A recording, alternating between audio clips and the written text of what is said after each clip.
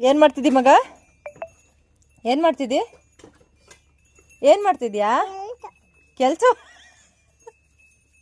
ಕೆಲಸ ಮಾಡ್ತಾ ಇದೀಯಾ? ಕೆಲಸ ಮಾಡ್ತೀಯ ಮಗ?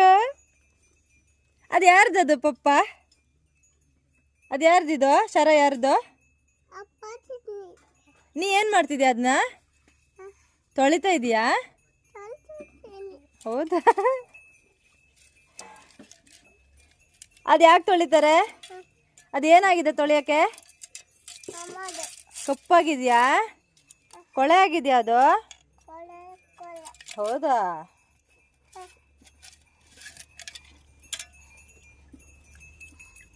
ಕೊಡು, ನಾ ತಿಕ್ತೀನಿ. ನಾ ತಿಕ್ತೀನಿ, ಕೊಡು. ನೀನೇ ತಿಕ್ಬೇಕಾ?